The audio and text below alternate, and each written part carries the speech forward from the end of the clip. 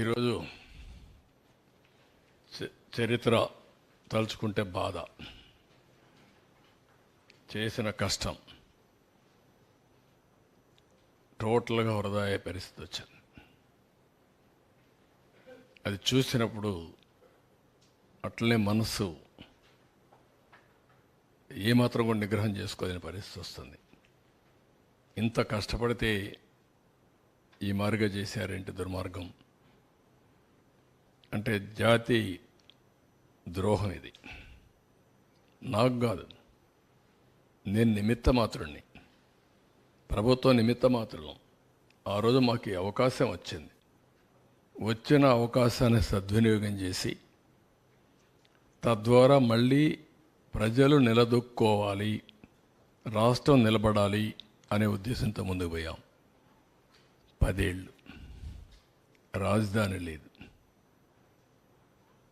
Bifurcation act కూడా 10 years time ఇచ్చి common capital Hyderabad ఉంటుందని చెప్పి ఈరోజు హైదరాబాద్ కూడా క్యాపిటల్ అయిపోయింది. మనకు రాజధాని లేని పరిస్థితి వచ్చింది. ఇన్వెస్టర్స్ ప్రపంచం అంతా నమ్మకాన్ని కోల్పోయారు. మేము కష్టపడవచ్చు, కానీ పెట్టుబడి పెట్టడానికి సహకరించడానికి వచ్చే వ్యక్తులు రారు. ఇప్పుడు సింగపూర్ గవర్నమెంట్ వాళ్ళతో మాట్లాడాలి, వస్తారా రారా? అంత ఈజీగా రారు. వాళ్ళ అనుభవం వాళ్ళకుంది. మన కోసం వాళ్ళు డబ్బులు పోగొట్టాల్సిన పని లేదు. ఇలాంటి రాష్ట్రాలు, ఇలాంటి దేశాలు కొన్ని వందలు ఉన్నాయి వాళ్ళకు. ఆ దేశాల్లో చేసుకోగలుగుతారు ఏదైనా హెల్ప్ చేయాలన్నా. మనకే చేయాల్సిన అవసరం లేదు. రెండోది, పెట్టుబడులు పెట్టే వాళ్ళందరికీ ఈరోజు బాగానే ఉంది, మళ్ళా ఈ భూతం ఇక్కడ ఉంటుంది కదా, ఈ దుర్మార్గుడు ఉంటాడు కదా, ఉన్నప్పుడు రేపు కథ ఏంటి, మేము ఎందుకు రిస్క్ చేయాలి మీ రాష్ట్రానికి అనే ఆలోచన ఉంటుంది. ఒక బ్రాండ్ ఇమేజ్ మొత్తం సఫర్ అయిపోయింది. ఎవరిని అడిగినా ఇంకా కూడా ఆలోచిస్తాం, చేస్తాం, అన్నీ బాగానే ఉన్నాయి, మీ ట్రాక్ రికార్డు బాగుంది, మీ రాష్ట్రంలో మళ్ళా నమ్మకం ఏంటి మాకు, మీరు ఎట్లా అష్యూరెన్స్ ఇవ్వగలుగుతారు అని అడిగే పరిస్థితి వచ్చింది. This is the case study.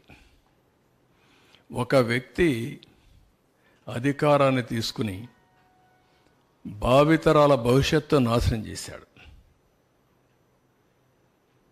ఒక శాపంగా మారాడు. ఏ పాపం చేశారండి ఈ రాష్ట్రంలో ఉండే ప్రజలు?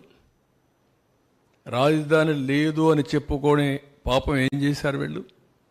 ఇక్కడుండే వాళ్ళు ఓకే, అవకాశాల కోసం బయట పోతే పర్లేదు, కానీ ఇక్కడ అవకాశాలు లేక బయట పోవాల్సిన కర్మ ఏం పట్టింది?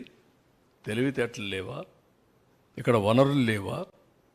ఇక్కడ అవకాశాలు లేవా? ప్రపంచంలో ఉండే ప్రతి ఒక్క వ్యక్తి ఇక్కడికి వచ్చే అవకాశం ఉంది. గోదావరి, కృష్ణ, పుణ్య నదులు ఉన్నాయి, బంగారు పండించే భూములు ఉన్నాయి, రైతాంగం ఉన్నారు. Andhra Pradesh rice bowl of India, దేశానికి అన్నం పెట్టిన రాష్ట్రం ఇది. తీర ప్రాంతం భారతదేశంలో నెంబర్ 1 ఇది. 1000 కిలోమీటర్లు ఈస్ట్ కోస్ట్లో సన్ రైజ్ స్టేట్ ఇది. ఎన్నో పోర్ట్లు. మళ్ళీ ఈరోజు ప్రపంచం అంతా పోయి రాణించే యువత ఈ రాష్ట్రంలో ఎలాంటి అవకాశాలు లేకుండా అయింది. ఇది చాలా బాధ. ఇంట్రాస్పెక్ట్ చేసుకోవాలి. ఇలాంటి వ్యక్తులు ఇలాంటి ప్లేస్ని రాజకీయాల్లో ఉండడానికి అర్హత ఉందా అనేది ప్రజలు ఆలోచించాలి. ఈ ఆవేశంగా నేను మాట్లాడడం కాదు, ఏదో మమ్మల్ని ఇబ్బంది పెట్టారని నేను ఆలోచించడం కాదు, కానీ 5 కోట్ల ప్రజల భవిష్యత్తు కోసం పదే చెప్తున్నా. మీరు మరిచిపోకుండా ఆలోచించుకోవాల్సిన అవసరం ఉంది. ఇలాంటి వ్యక్తి ఇలాంటి పోస్టుకు అర్హుడా, రాజకీయాలకు అర్హుడా అని కూడా ప్రజలు ఆలోచించుకోవాల్సిన అవసరం ఉంది. మళ్ళీ ఎన్ని జరిగాయి పీడకలం. Now rebuild. ఎట్లా రీస్టార్ట్ చేయాలి, ఎట్లా రెస్టోర్ చేయాలి ఇన్వెస్టర్స్ కాన్ఫిడెన్స్, బ్రాండ్ ఇమేజ్ మళ్ళా అంచెలంచెలుగా నమ్మకాన్ని కల్పించాలి. Vision to create a world class capital which Boost the image of the state and improves the confidence of the people. మళ్ళీ ప్రజలకు నమ్మకం రావాలి, మళ్ళీ రాష్ట్రం నిలబడాలి. ఇది ఒక ఎగ్జాంపుల్గా ఇక్కడి నుంచే ఎక్కడైతే బూడిద చేసిన ఈ ప్రాంతం నుంచే మళ్ళా బంగారు భవిష్యత్తుకి నాందు పలకాలి. అది డెఫినెట్గా జరగాల్సిన అవసరం ఉంది.